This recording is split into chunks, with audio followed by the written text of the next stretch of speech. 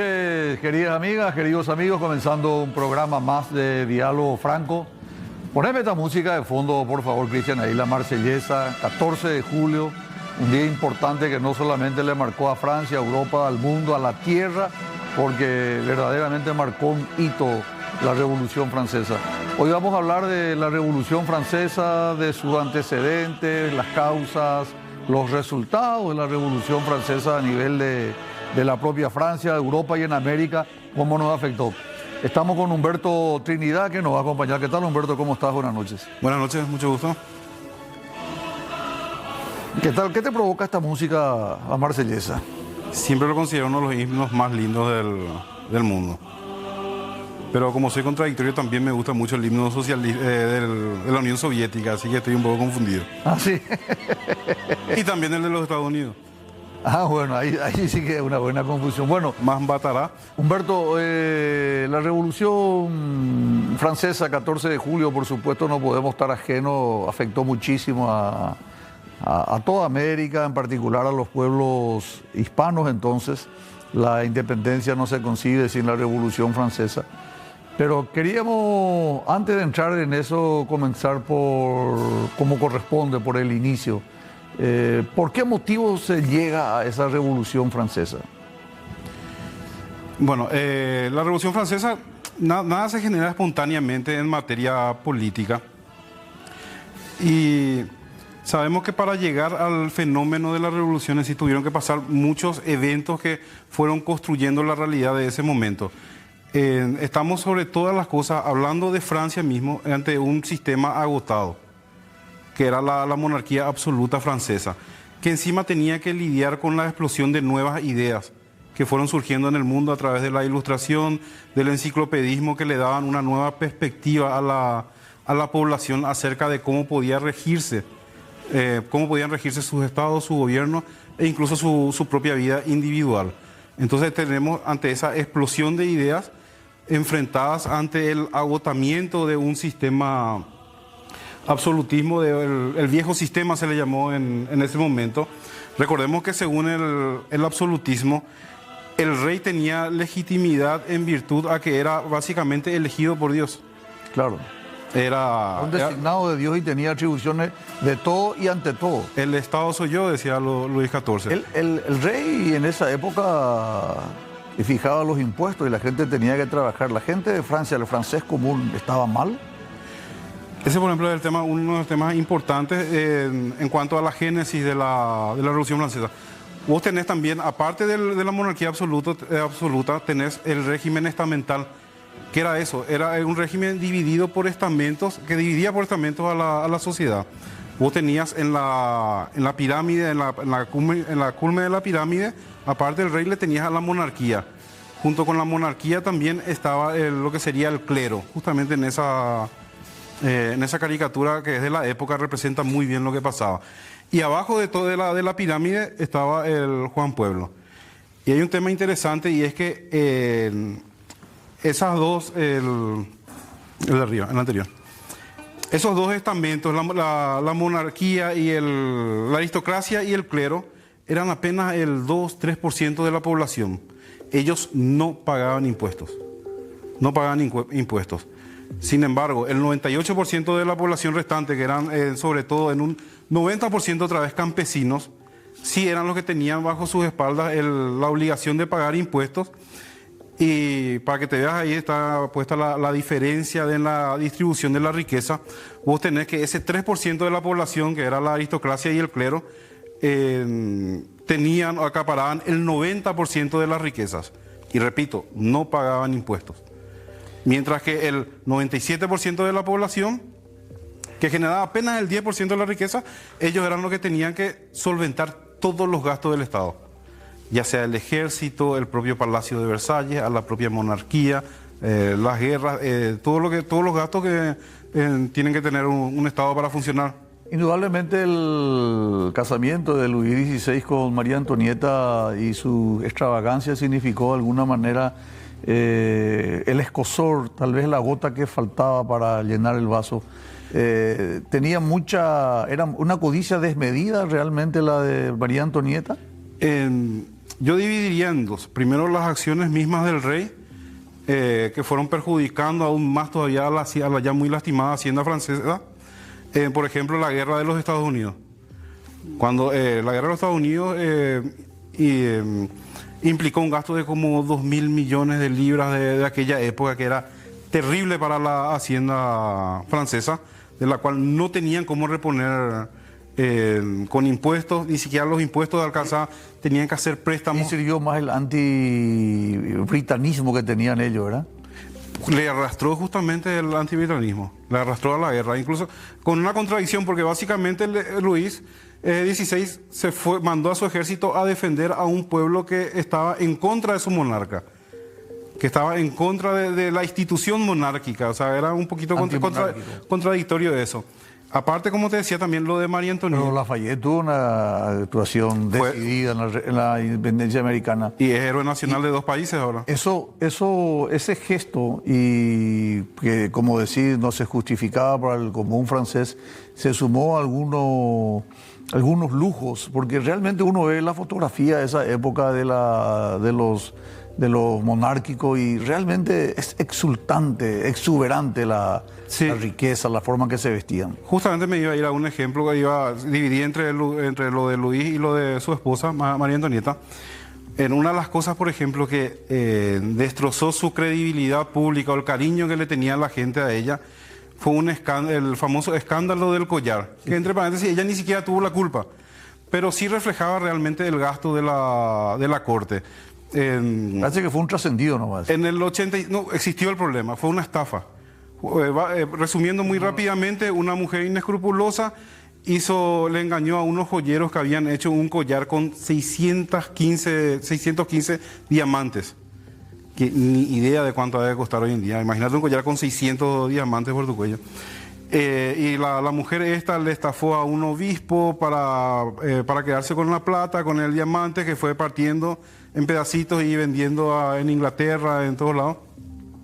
La reina no tuvo nada que ver con eso, no sabía, pero cuando explota el escándalo se le atribuyó igual eso a ella y rompe completamente con cualquier consideración que puedas tener a esa monarquía que en teoría se tiene que preocupar por vos.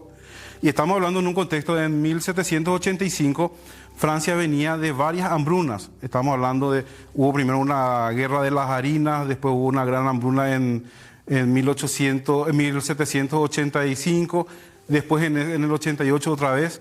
En hambruna, pues, para que tengas una idea, el obrero parisino que cobraba su sueldo, era tan cara la harina, que el 90% de su sueldo se llegó a ir solamente en pan.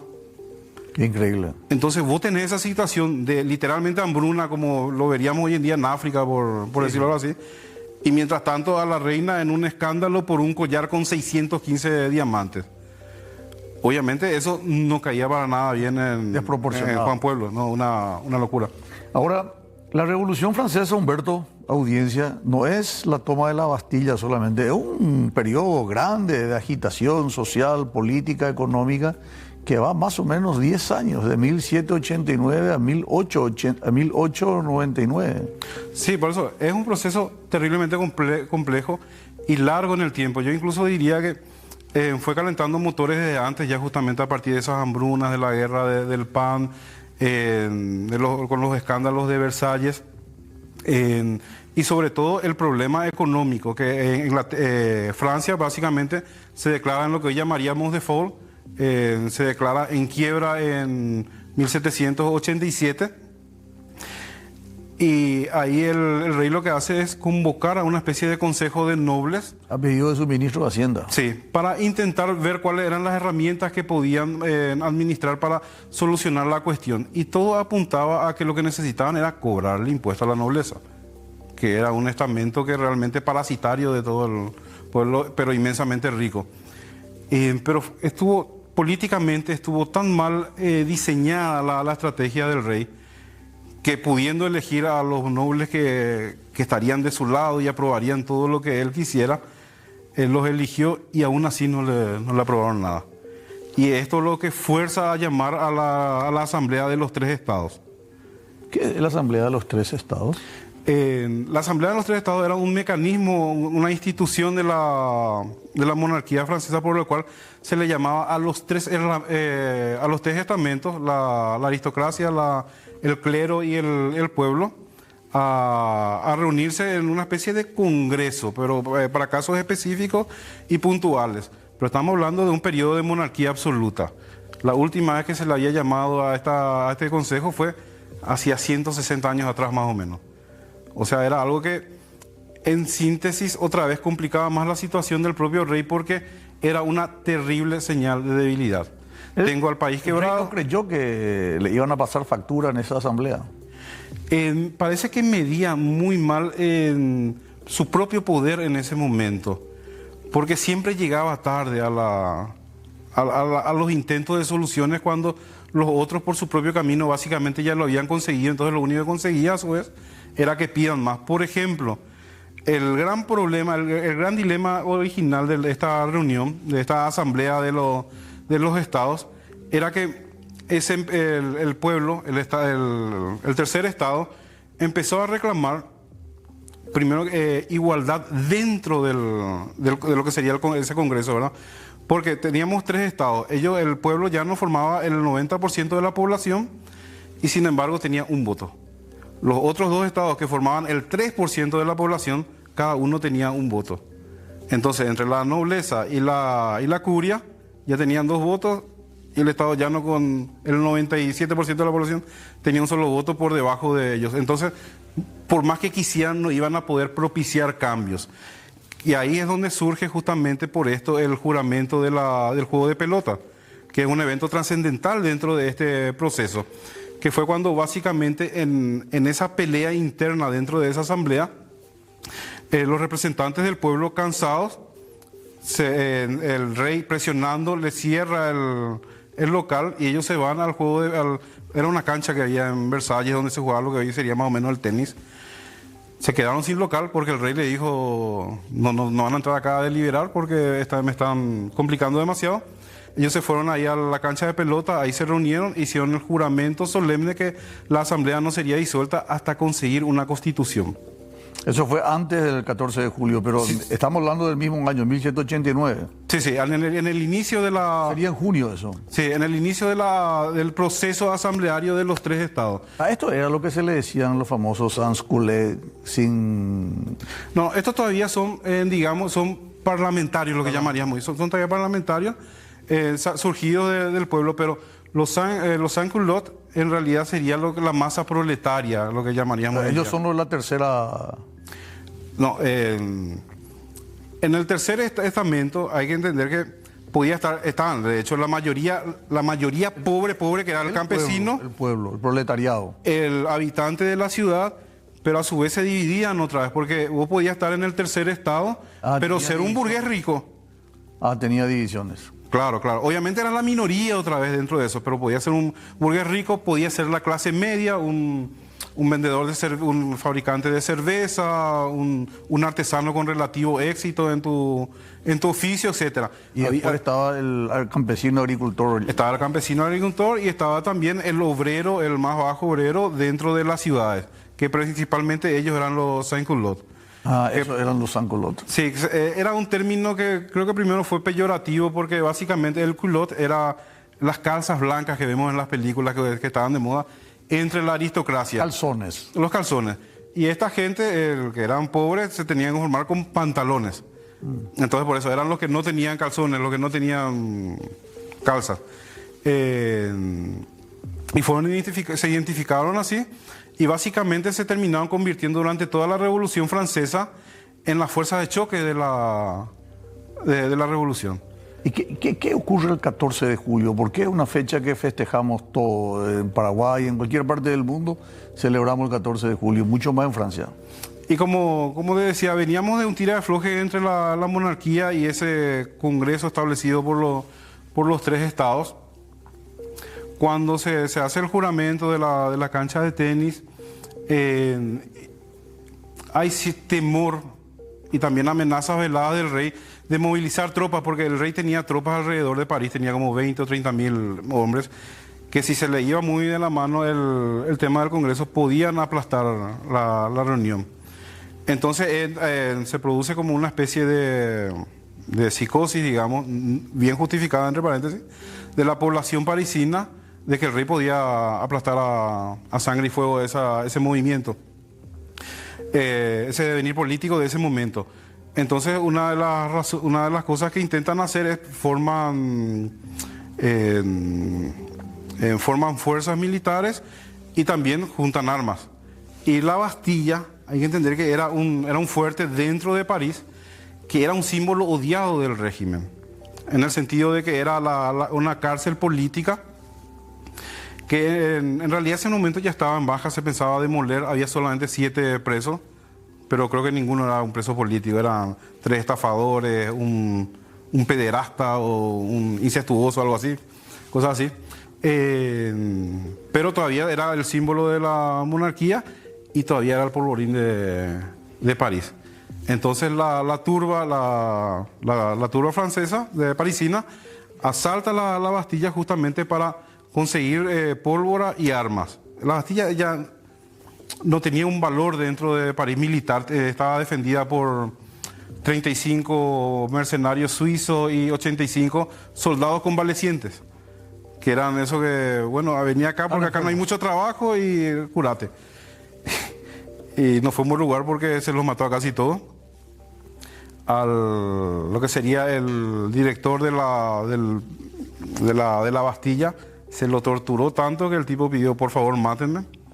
Hasta que al final le dieron el gusto, le decapitaron, pusieron heno en su boca, le cortaron la cabeza y la pasearon con una pica por todos lados. Y ahí comienza ya el gusto de los franceses por las cabezas. Y después comenzaron a demoler la Bastilla ladrillo por ladrillo. De la Bastilla no queda nada, hoy es una plaza, la plaza de la Bastilla en Francia, ya no queda nada.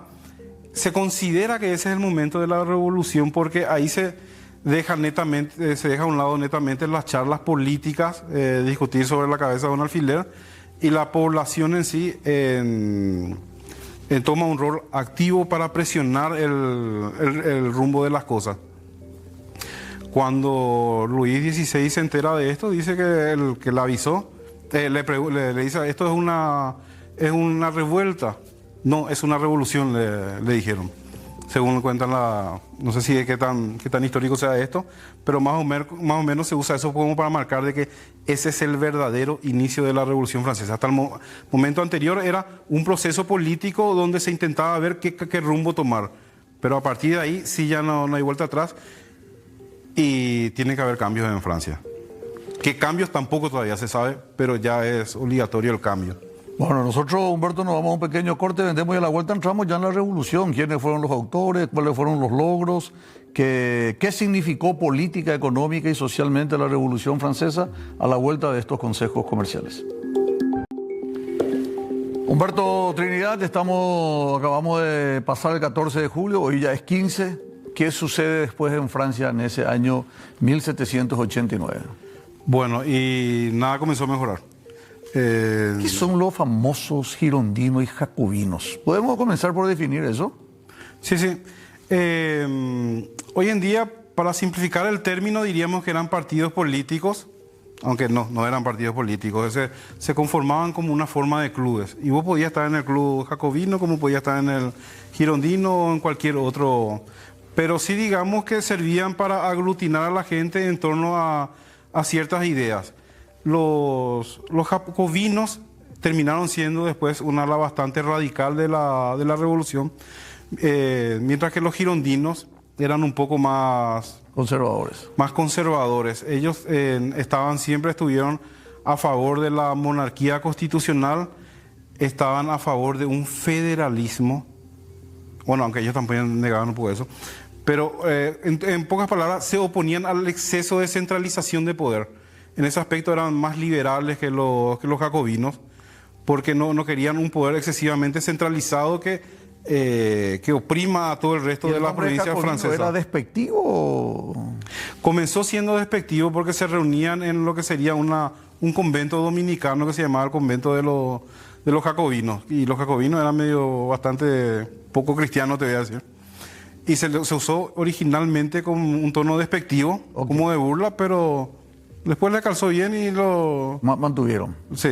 ¿Y los girondinos eran de Gironda, del sur oeste de Francia? Sí, que eran de provincianos de ese sector de Francia. Que después, durante la asamblea, la primera asamblea, fueron aglutinando a la gente ya no en virtud al lugar, sino en virtud a las ideas que tenían acerca de queremos una monarquía constitucional, no queremos un Estado excesivamente centralizado, queremos exportar la revolución. Ahí sí eran más radicales que los jacobinos en el comienzo. Y mientras que los jacobinos, sin embargo, eran lo contrario, eran más centralizadores del poder. Ellos ese concepto de igualdad lo querían llevar al último extremo, pero al extremo más absoluto. Y como te decía, en un comienzo los jacobinos todavía también tenían reticencia a pedir una república, aunque después con la radicalización posterior de la Revolución Francesa sí ya se pudieron destapar mejor en ese aspecto y en esa idea. ¿Qué pasó el 20 de julio, Humberto? Francia era un caos en todos aspectos, y el 20 de julio, después ya de la toma de la Bastilla, comienza una serie de levantamientos de los campesinos en varias áreas. Creo que en un día hubo como 300 levantamientos de distintos sectores. ¿Y sabes lo que hacían? No solamente robaban y saqueaban los castillos, sino que quemaban los documentos de los nobles. ¿Y qué tenían los documentos? Documentos de crédito, de deudas, o también de servicios, o sea, para de vasallaje. Entonces, al quemar eso, yo no tengo deuda con el noble, no soy más su vasallo, etcétera, etcétera. Eso preocupó mucho a la asamblea, y justamente por eso, unos días después, se declara la abolición del sistema feudal y de la servidumbre feudal. Por después de 700 años de iniciado el feudalismo, acá es donde recién se sacaba definitivamente por ley dentro del sistema legal francés el feudalismo. Esto incluso fue tan grave los levantamientos de ese 20 de julio de que adelantaron la ley de la abolición del feudalismo incluso a la proclamación de los derechos del hombre y ciudadano. Primero se llegan a abolir los derechos feudales, o sea, el rey pierde todo su poder que tenía. La nobleza. La nobleza. La nobleza, sobre todo. El rey seguía siendo rey todavía, de hecho. Sí, el rey siguió siendo rey hasta todavía el 92. Pero no tenía los poderes extremos que tenía antes. No, cuando se aprueba la primera constitución, que es una constitución que establece la monarquía constitucional, todavía le respetaron el cargo al rey, ya no era un rey absoluto, y de repente sí, estaba muy mermado su poder, y básicamente se convirtió en alguien que firmaba las cosas que la asamblea le dictaba. Creo que mantuvo el derecho al veto, parece. Tenía el derecho al veto, y de hecho lo llegó a usar en un par de ocasiones, pero terminó bastante mal, porque al final terminaba eso levantando aún más todavía el descontento de la gente. Después tenemos otro evento muy importante, que es la marcha sobre Versalles. La marcha sobre Versalles se da en el contexto seguimos con el descontento popular de la gente que veía que se estaba hablando de cuestiones políticas en Versalles. Ahí se estaba reuniendo la asamblea, ahí también estaba el rey, pero no había soluciones. No había soluciones al hambre, no había soluciones a absolutamente nada.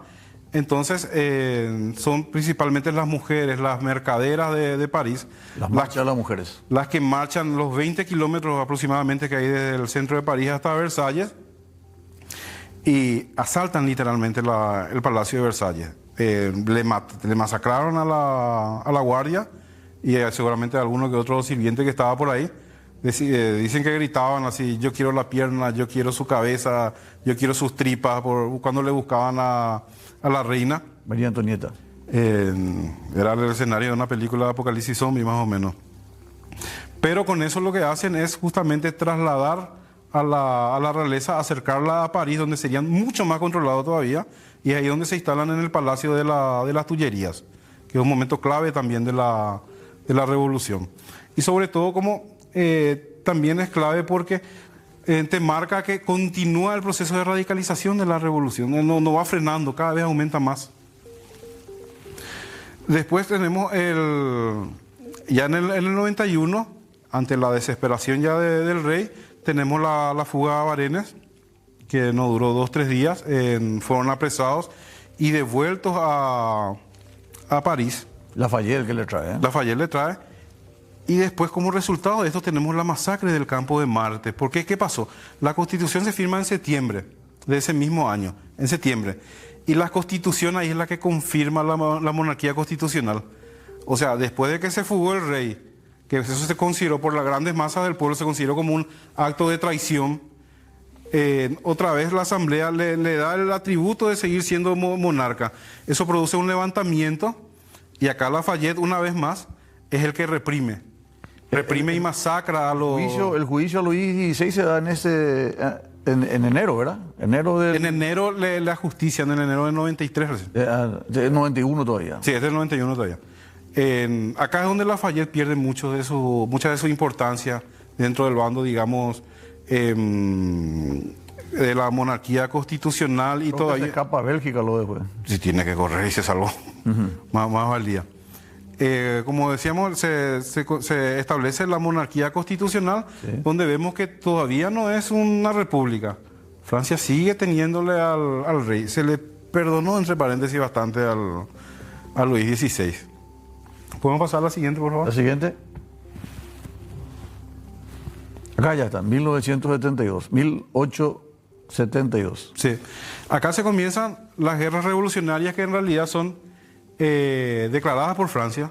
No es que automáticamente todos los reyes de Europa vieron en peligro a su camarada rey. Claro, era un mal ejemplo. Sí, por ser mal ejemplo, no, pero no pasó realmente eso. Inglaterra, Holanda, Bélgica. Sí, sobre todo comienza con Austria, el imperio austrohúngaro y después Prusia, y después se van sumando los otros, Inglaterra.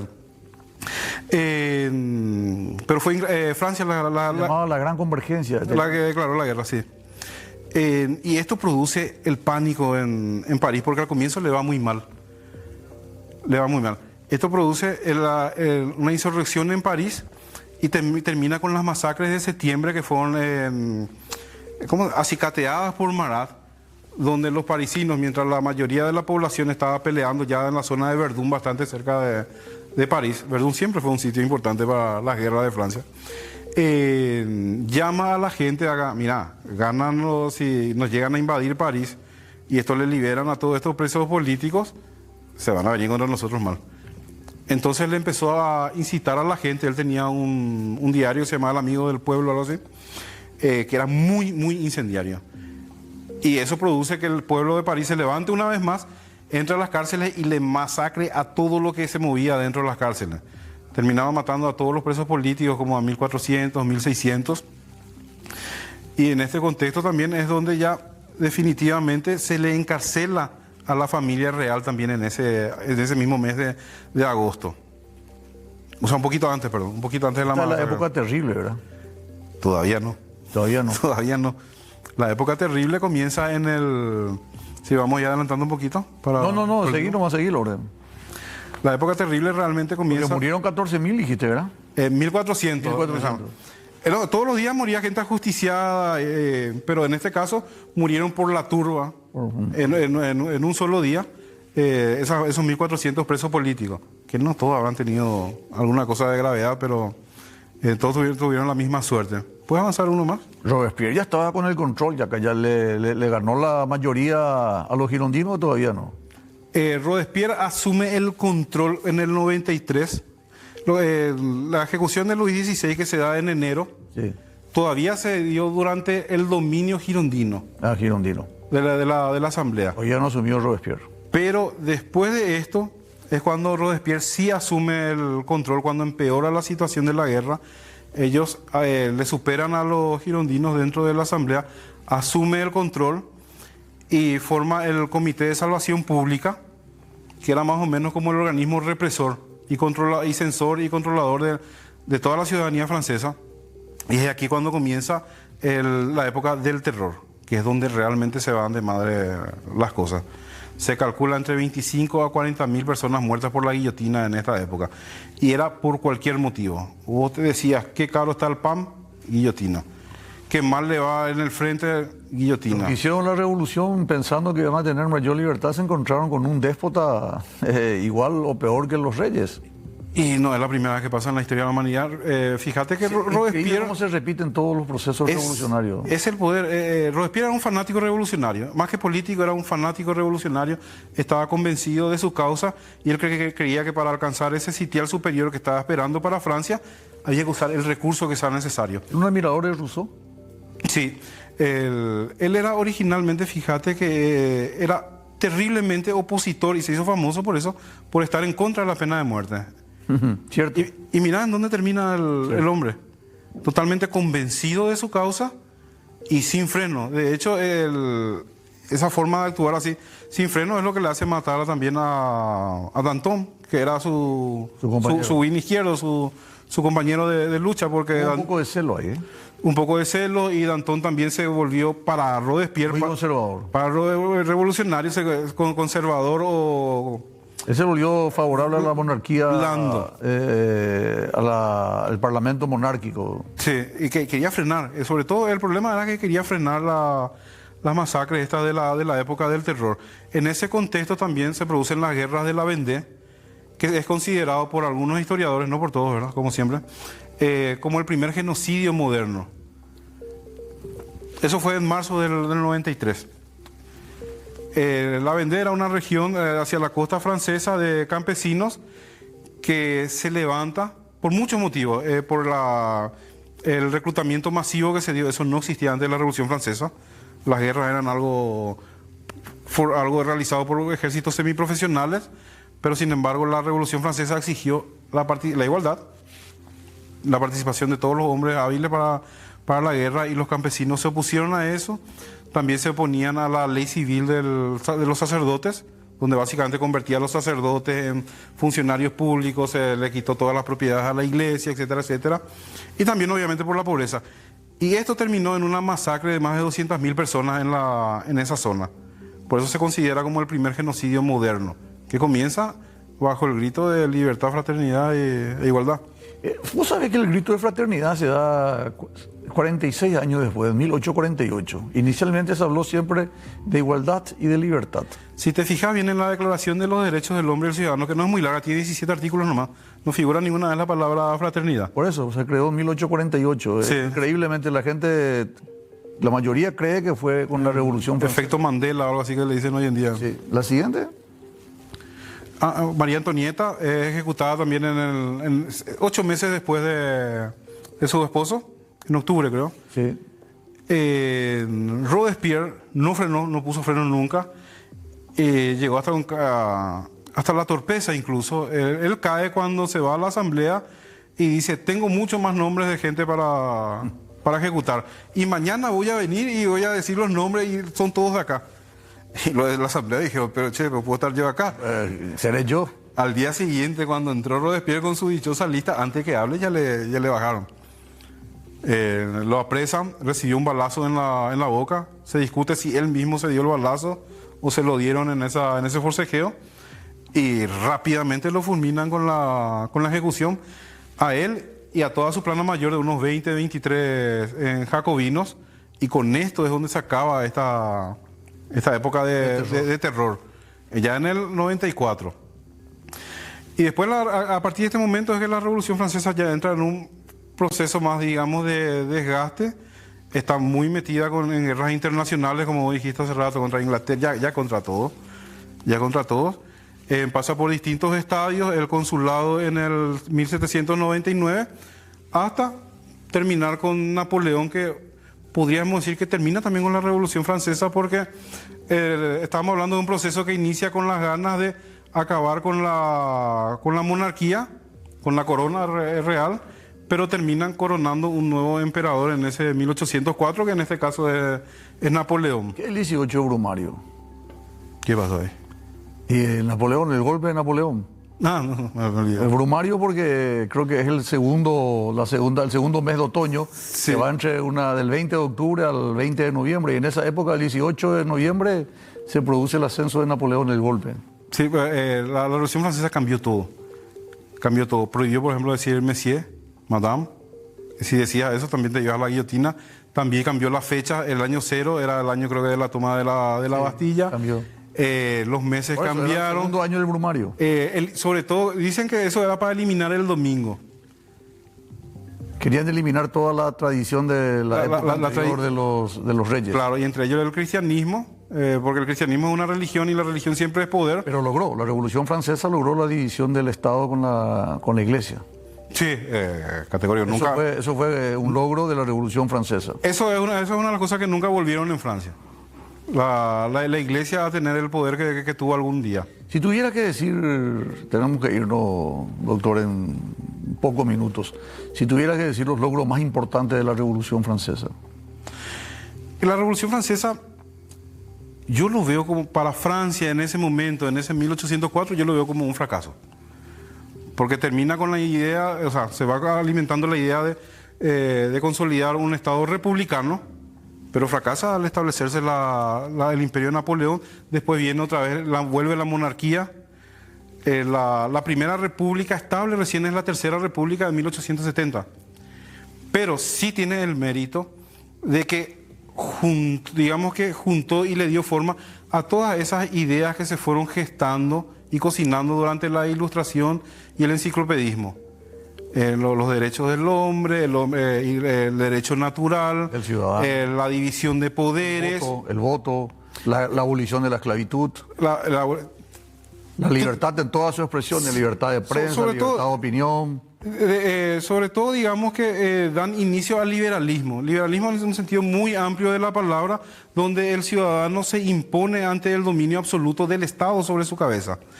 Y ese es un mérito de la Revolución Francesa, que tal vez no se consiguió en 1804, cuando termina un poquito el proceso, pero sí a la larga, digamos que tuvo su revancha y se fue asentando en todos los países a lo largo del tiempo. Nosotros, lo que comenzamos en 1989, dentro de todo, es una continuación de la tradición republicana de la Revolución Francesa, donde digamos que mejoramos bastante con respecto a lo que a una dictadura militar de Stroessner, y por fin tenemos una estabilidad que no tuvimos nunca en toda la historia, a no ser que sea durante dictaduras, ya sea de Francia, de López o de Morini o del propio Stroessner. Humberto Trinidad, tan interesante fue la charla que nos tuvimos que obviar un corte, así que te agradezco. Sí, ya son menos cuarto. Cuéntame. Sí, muy linda la charla, realmente aprendimos mucho. Gracias, Humberto. Un gustazo, espero que haya servido la charla. Muchas gracias. Estuvimos con Humberto Trinidad, vamos a unos consejos comerciales. Debemos un bloque, Cristian, así que regresamos a la vuelta con el senador nacional Enrique Salín Busarquis Cáceres. Vamos a hablar sobre ANDE, criptomonedas, realidad política, qué se viene y las aspiraciones políticas del senador Enrique Salín Busarquis Cáceres.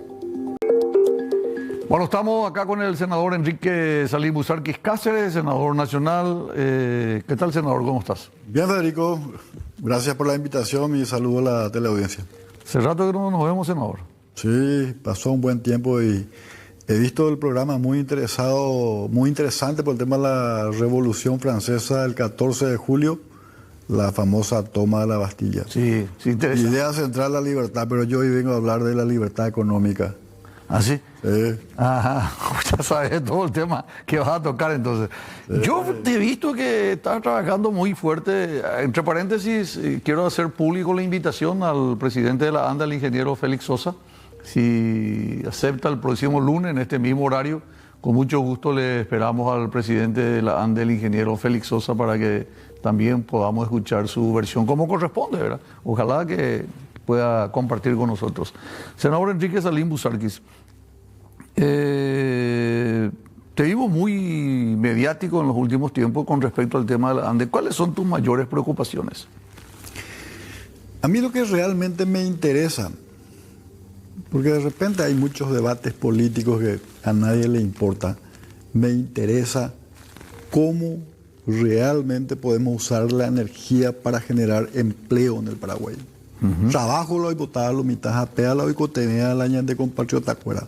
Correcto. Pero lejos de eso, yo veo que la política de la ANDE ahuyenta o muñala inversión, cualquier tipo de inversión, sea nacional o extranjera.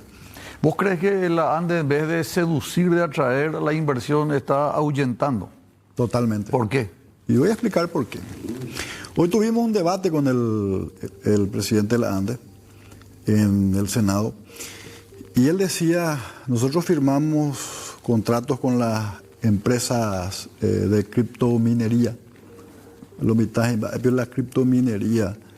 Y bueno, es el dinero, en vez de que sea el dinero papel, es el dinero internet, Bitcoin y hay unos cuantos. Bueno, durante mucho tiempo, nosotros siempre hemos sostenido en el Paraguay la lógica de dejar de regalar la energía al Brasil y la Argentina De y Ecuador. que las inversiones vengan al Paraguay. Correcto. Bueno, se trabajó, se formalizó una tarifa y empezaron a venir grandes empresas, entre ellos las ilegales, pero digamos cerca de 50 empresas legales, empresas canadienses, chinas, americanas, un poco de todo. Hay 50 empresas de criptominería legales en Paraguay. En promedio. ¿Y cuántos son ilegales más o menos? Mira, muchísimo más. ¿Más? Muchísimo. ¿Más que las legales? Muchísimo más. Upa. Por lejos. Entonces el gobierno cuando le dice, esta es la tarifa, primera vez, alzan la tarifa, perfecto. Bueno, fírmame el contrato, pagan 3 meses por adelantado, la famosa póliza que se paga, y hace un mes por ahí o 3 semanas cambian la tarifa y alzan repentinamente. Y bueno, la gente de la ANDE dice, mira, lo que pasa es que nosotros tenemos que ajustar porque ahora subió más el costo con la renegociación de Itaipú y todo eso, que después voy a explicar mi punto de vista que para mí es erróneo. Pero espera un poco, discúlpame, yo no entiendo. Cuando el presidente Peña Palacios hace el anuncio de que se logró una buena negociación y que se va a bajar, va a subir el precio de la energía, pero que eso no va a implicar sobre el costo de nuestra energía, entonces no es cierto. Bueno, lo que el presidente de la ANDE decía hoy, no impacta en el consumo de la gente, pero lo que hicieron es alzarle a las empresas de criptominería la tarifa. A ellos sí. A las criptominerías se les sube el precio del costo de la energía para poder mantener el resto. En teoría. En teoría. Pero Okay. tampoco es así porque estamos hablando de 30 millones de dólares más lo que van a recaudar. Pero ¿cuánto es lo que van a dejar de recaudar? Más de 300 millones de dólares. Les voy a explicar por qué. Sí, correcto. Pero lo que yo quiero llegar es, si nosotros le decimos al mundo, sean empresas nacionales o extranjeras, Peyula Paraguay, vengan, inviertan acá, y yo te cambio las reglas de juego, aunque en el contrato diga, yo lo que cuestiono es el momento, la forma. Porque ¿qué es lo que yo creo que hay que hacer?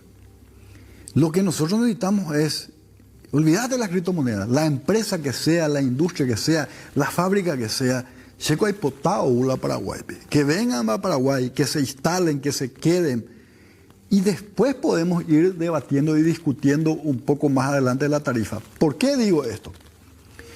Porque el excedente de nuestra energía, ¿qué es lo que es el excedente? La energía que no consume el Paraguay, durante 50 años se le regaló al Brasil a precio de banana. ¿Cierto? $10 el megawatt. Cierto. Bueno, y las empresas de criptominería, las legales, pagaban 4 veces más, 40 más el IVA. Entonces yo digo, 44. bueno, pero 40 más el IVA. Bueno, ¿por qué vos le querés hacer correr al que te paga 4 veces más que el Brasil? La primera pregunta. ¿Por qué vos le alzás la tarifa al que te está pagando 4 veces más que el Brasil? ¿Por qué durante 5 décadas fueron cachorritos con el Brasil y leones, fieras con el que invierte acá? Entonces, yo digo por eso, están ahuyentando la inversión. Pero también hay que entender el tema de la criptominería, porque hay mucha gente que, no digo mucha, algunos que dicen, no, pero nos genera empleo, y eso es mentira. Y yo voy a explicar por qué es mentira.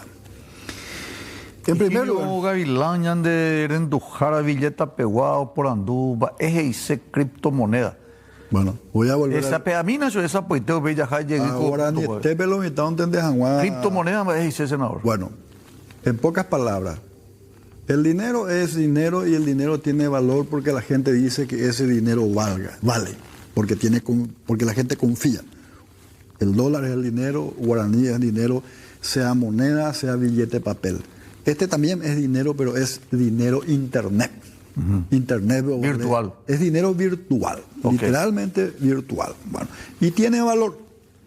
Bueno, la criptominería va de la mano con la inteligencia artificial, que en el 2008 a nivel mundial se dio una crisis económica sin precedentes en los Estados Unidos, cayeron las bolsas, impactó en la economía mundial, y hay un japonés, ya no recuerdo el nombre, se dice que fue el que creó la criptomoneda, ¿verdad? Inviolable. Bueno, y es un dinero que hoy va creciendo. Cuando empezó no valía absolutamente nada. Ahora creo que un Bitcoin cuesta $65,000 uno. Fue creciendo, porque evidentemente la gente empezó a confiar y grandes empresas empezaron a entrar. Hub Rob Café, por ejemplo, que es una multinacional. Bueno, y muchas empresas a nivel mundial ya están adoptando el tema del Bitcoin, que es una de las criptomonedas. Bueno, el presidente de El Salvador utilizó como moneda desde el oficial. Comienzo, el presidente Bukele dijo... Pero muy pocos, ¿verdad? Bueno, pero empezaron y le dieron esa confianza. Entonces, es una moneda virtual que va creciendo y que no tiene intervención de los bancos centrales de los estados. Es libre comercio total. Pero también es importante para el Paraguay, porque Paraguay se puede convertir literalmente en un centro, porque financiero, porque estamos hablando de dinero, y va de la mano con la inteligencia artificial. Y la inteligencia artificial hoy es el conocimiento de punta en la ciencia, en la robótica, en nanotecnología, en la salud, en la producción, en lo que vos quieras. Bueno, y algunos dicen, ¿y en qué nos beneficia? Al venir este tipo de empresas, la pregunta que se hace el mundo y cualquier... mira, va a ir picojola Paraguay, ¿ves? Empresas que cotizan en bolsa a nivel mundial. Si están en Paraguay, por algo están. Y eso es un atractivo para que vengan otros y otros.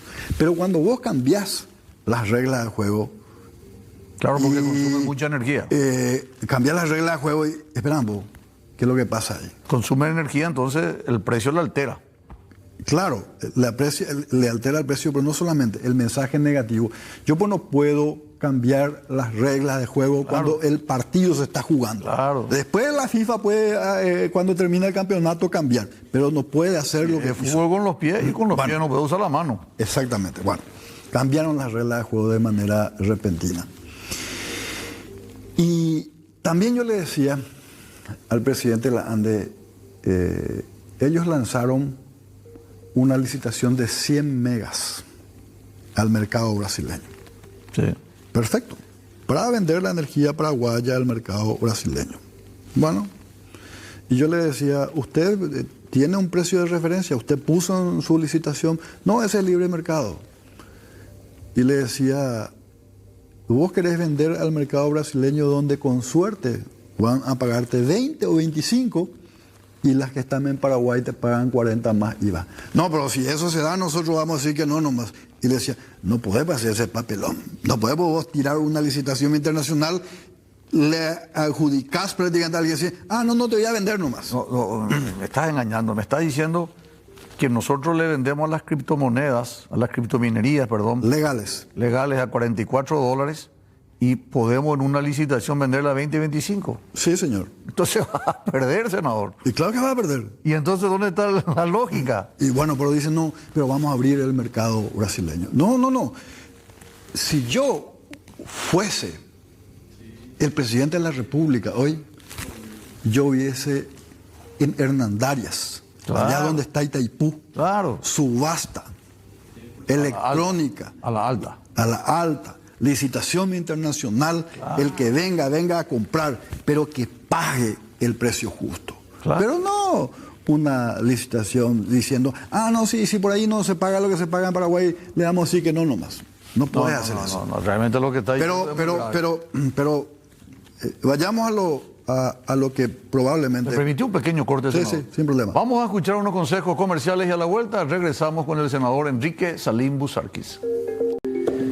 De vuelta, senador, estábamos hablando de las situaciones de que aparentemente la ANDE, según tu denuncia, está vendiendo a 44, llama a una licitación y su precio que pone es 20, 25. Eso realmente es cierto. No es que ponen. Pero pueden... Lo peor es que no pusieron un precio de referencia. ¿Cómo vas a hacer una licitación internacional y no pones un precio de referencia? Y tu preocupación es que se pague menos. Según mi información, va entre 20 y 25. Upa. ¿Y para qué querés vender afuera si acá te pagan 44? Claro. 40 más IVA, ¿verdad? Pero eso en cuanto a para mostrar nomás que con los de afuera son muy frágiles, endebles, pero con el que viene a invertir en Paraguay son muy duros. Eso va en contra de la producción que el presidente Peña permanentemente se pasa anunciando. Mira, ellos hablan de generar empleo, pero vos no podés generar empleo si no sos amigable con la inversión, sea extranjera, local, del tipo de inversión, fábrica, empresa, no importa. ¿Y qué te dice el presidente de la ANDE cuando le tocas tu tema, senador? No, que ellos pueden cancelar nomás la licitación. Y es una estupidez. O sea, ¿para qué lanzás una licitación internacional si no pones un precio de referencia? O sea, lo mínimo que te tienen que pagar es un poquito más de lo que te pagan acá a nivel local. Claro. O sea, ¿para qué yo quiero vender afuera si no me van a pagar más de lo que me pagan a nivel local? La ANDE es una institución que está en déficit hace mucho tiempo y para salir de esa situación de déficit se supone que debe vender a un precio mejor para salir de la situación angustiosa, ¿no te parece? Claro. Y para empeorar el tema, que yo no veo una decisión fuerte, la ANDE en promedio, según cálculos más o menos puede variar, acá se roba energía de manera estrepitosa con las mineras ilegales. Criptominerías ilegales. Las criptomineras ilegales. Bueno, se habla de una pérdida entre 50 a 60 millones de dólares año. Pero vamos a dejar en 50. En los últimos 3 años... Esa es la fórmula que estaba viendo. Sí. En los últimos 3 años estamos hablando de 150 millones de dólares. Hay gente que está muriendo en el INCAM porque no tiene medicamento. Hay gente, a esta guaraní, a chaca aguasupe, te caraí, o sorteada, te cure, y va cure, yo guajanua, poja. 150 millones de dólares en los últimos 3 años. Y bueno, es la fórmula que pueden proyectar sin ningún problema. Ponemos la fórmula. Explícanos vos ahora en qué consiste esto. Sí, fácil. Bueno, estamos hablando el precio que pagan las legales, 40 más el IVA, 44 por 24 horas, por 30 días, por 150 megas, lo que se calcula que se roba, ¿verdad? Por mes. Estamos hablando de 4.752.000, 4 millones, casi 4.800.000 dólares, ¿verdad? Mensual. Multiplicar por 12. Claro, hacer por 2. Si es redondo, 5 por 12 son 60, 6. Y bueno, por eso te decía, yo ponía lo mínimo, 50, entre 50 y 60 millones de dólares. Acá está el medicamento que falta en los hospitales públicos. Para poner un ejemplo así, bien concreto. Pero esos números que realmente son escalofriantes, no es por la temperatura ambiente, sino por estos datos. ¿Y qué hace la ANDE para recuperar? Y mira, supuestamente ahí hacen denuncias, hay denuncias en la fiscalía que están durmiendo y todo eso, pero yo lo que no puedo entender es, porque ellos tienen un sistema, o te diría que hay varias formas de corroborar cuando se roba la energía. En primer lugar, no estamos hablando de un pequeño kiosco que se conectó. Claro. Cuando hablamos de criptominería, estamos hablando de tinglados enormes, galpones enormes, con miles de computadoras, para entendernos, y una criptominera ilegal consume, en términos coloquiales, ya entendé por Ajanguá, lo que consume un pueblo o una ciudad. O sea, no estamos hablando de consumo particular. Tiene que haber funcionario de la ANDE. Bueno, yo estaba mostrando un video en las redes sociales, la empresa Clipsa, que es privada, invirtió $200.000 para controlar el tema del flujo de energía, para que no se le robe energía. La ANDE invirtió en la primera etapa 24 millones o 23 millones de dólares y ahora 30 millones de dólares. Estamos hablando entre 53 y 54 millones de dólares para invertir en un sistema de red inteligente. Va a la red inteligente. Y vamos hoy por la energía. Bueno, hoy pedí llave o abría la paso, ja opone la consumo, quiere decir que oye montaje la energía ya. Pues te digo que tú pillas güey. Ja pillado ahí, güey. Pero no solamente eso. Estas empresas usan mucho internet. No importa, no puedo hacer propaganda ahora de las telefónicas, usan internet y exactamente te va a decir en qué parte. Pero vamos a lo más obvio. Va a pionero de IPTI tinglado con miles de computadoras, algunos con su estática o bailento. Hoy me pasaron una información que en el departamento de San Pedro, exactamente en Santa Rosa me dijeron, que cerca de la subestática hay un enorme galpón, no sé si es legal o ilegal, pero la gente te empieza a pasar información. A ver, pues, senador, este sistema de red inteligente que me decís que tiene un sistema informático, tiene que decirte, bueno, yo normalmente consumo 60, ahora este mes me vino 70, 80, y eso se tiene también que traducir en tu factura. Obvio. Si vos tuviste un incremento de 10, 20%, tuviste que haber incrementado tu ingreso 20%. ¿Sí? Y no coincide. No coincide, pero vamos a ser lógicos. ¿Cuánta gente hoy está llorando porque no puede pagar su factura de antes? Claro. ¿Verdad? O sea, ¿cómo pueden detectar el consumo de una casa, supuestamente porque ya María usó más y estaba pagando 200.000, la PU yo veo 1.000.000?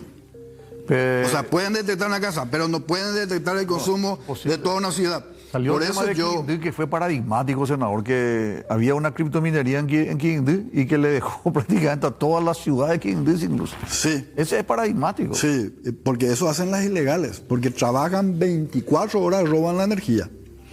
En cambio, las legales, esto se llama energía modular o modulable. ¿Quiénes son las ilegales?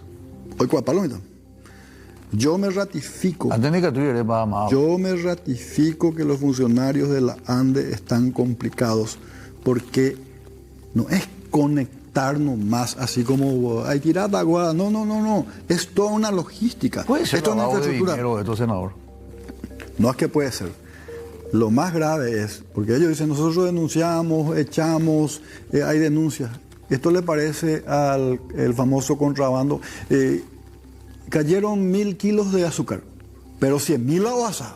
O sea, la ilegalidad, el robo es mucho más grande de lo que se detecta. Claro. Y yo te puedo perdonar, 8 días se me pasó, pero no te puedo decir, pasó 8 meses y después de 8 meses me doy cuenta. O pasó 1 año o 2 años, después me doy cuenta. Ahora me decís 3 años. Esto puede ser un lavado de dinero ilegal que viene y habilitan. Mira, Federico, yo voy a decir y espero que el presidente Peña esté viendo el programa y se tome muy en serio esta parte. Habrás visto que en una zona del país un funcionario de la ANDE no solamente recibió amenaza de muerte, creo que fue baleado. Nadie dijo nada. Hay dinero del narcotráfico y narcotráfico lavado de dinero en esta cuestión, que nos está regulando y nos está controlando. Y eso es real. Entonces yo digo, ¿por qué no funcionan los mecanismos de control? Y le decía al presidente de la ANDE, ¿qué cambio hiciste en la ANDE? ¿Qué medidas tomaste? Si se está robando en una zona, ¿a quién jefe regional le cambiaste? ¿A quién le sumariaste? Porque es muy fácil decir, nosotros no podemos probar, no podemos comprobar, nosotros no podemos demostrar. O sea, senador, lo que está diciendo realmente, te juro que me asusta, ¿verdad? En primer lugar, te pregunté yo quiénes son, pero no quiero más que digan ni los nombres porque esto es una cosa pesada. Acá tienen que incluir no solamente la ANDE, el Ministerio Público. Yo te voy a decir una cosa, Federico. A mí mucha gente me pasa información. ¿Qué garantía yo tengo que el Estado me va a proteger a mí? Claro, por Dios. Entonces, por supuesto. Por eso yo espero una reacción firme del gobierno en terminar con el robo de la energía. Porque Y más lo que me da rabia y me molesta, ese ciudadano que no gana ni sueldo mínimo, que sobrevive para pagar su tarifa, con ellos son duros, lapidarios. Llórele a su abuela, último aviso, pague, después reclama. Y con los grandes que roban, esa diferencia, eso es lo que molesta y da rabia. Por eso yo agarré esta cuestión del tema. ¿Y cuándo la interpelación del presidente de la ANDE? Este miércoles tenemos sesión, yo voy a plantear. Ah, no sé, todavía no tiene fecha. No, es que no hay fecha. Si el Senado aprueba, okay, me acompañan, ahí se fija la fecha. Pero aparte de eso, qué grave lo que está diciendo. Aparte de la gravedad de esta cuestión, me parece que hay otra cuestión en lo que yo no comparto con el gobierno. Yo no sé por qué quieren seguir manteniendo una tarifa artificial, una tarifa alta. Increíble. Yo sostengo, increíble, y algunos dicen populismo, yo le voy a desmentir y le desafío al presidente de la ANDE y a todos juntos. La deuda de Itaipú se pagó todo hace un año y la deuda representaba el 62% del costo de generación. Categórico. Es decir, desde agosto del año pasado, generar energía tanto a Brasil y a Paraguay le cuesta 62% más barato. ¿Y qué es lo que ellos hacen? No quieren que baje el costo, porque dicen, no, porque Brasil va a llevar más barato. Brasil de su 50% puede hacer lo que quiera, que bajen, que regalen, ¿qué me importa? Ahora, coincido, yo lo que quiero es nuestro 50%, que se deje de regalarle al Brasil, que se baje el costo de la energía. Y ese zapatero que hoy tuve que fabrica zapatos, que tuvo que despedir gente, en vez de tener uno que contrate 3 y 5 para que sea competitivo y baje el costo de producción.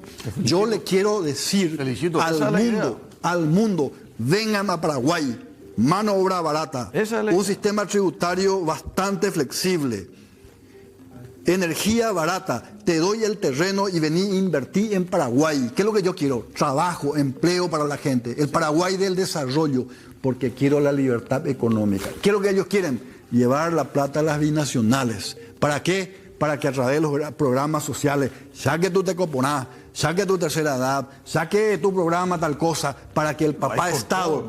¿verdad? Entonces, cuando uno es libre, si generamos empleo, industria, fábrica, desarrollo, y la gente tiene dinero en su bolsillo, ese día va a ser libre realmente. Y la energía debe ser utilizada como palanca de desarrollo y dejar de regalarle a Brasil. Yo no sé si eso es lo que quieren, por una tarifa un poquito más alta para llevar dinero a las binacionales. Yo quiero que el dinero se sienta en el bolsillo de la gente. Y otro dato que te voy a dar más, ya que la ANDE pierde 30% al mes. 30% al mes. 30%. Se habla de una pérdida total de 300 millones de dólares promedio o más. 300 millones de dólares. ¿Por qué no invierten más en la red inteligente y no ponemos medidores inteligentes? Claro. ¿Por qué y para qué? Se puede hacer por sistema leasing, arrendamiento. Hay empresas que pueden hacer. ¿Qué vamos a conseguir? Usted, Federico, desde su teléfono en tiempo real puede saber lo que consume realmente. Se va a dejar de robarle a la gente de su factura. Si vos no estás en tu casa o viajaste 2 o 3 días o apagaste tu televisor y tu heladera o lo que sea, no vas a pagar lo que no consumís. Pero ahora, ¿qué hacen? Promedian, en teoría. El famoso lector se promedia, no es real. Pero también se va a dejar de robarle a la ANDE, ya pilla pata, apea medidor inteligente. ¿Y saben cuál es la excusa? Dicen, no, lo que pasa es que es la tarifa política y cuidado que los asentamientos. Mentira. Yo le diría a la gente más humilde, voy a Judea, hay 4 asentamientos de campaña de los guares.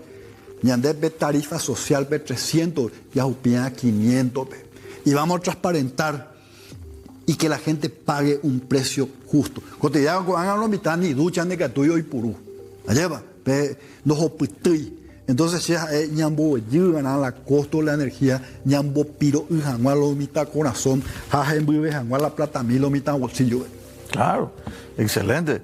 Excelente, yo endoso contigo, mira, me encanta, una verdadera melodía escuchar lo que está diciendo el senador. Vamos a este último corte, íbamos a hablar de otro tema, pero vamos a terminar hablando solamente de este importante.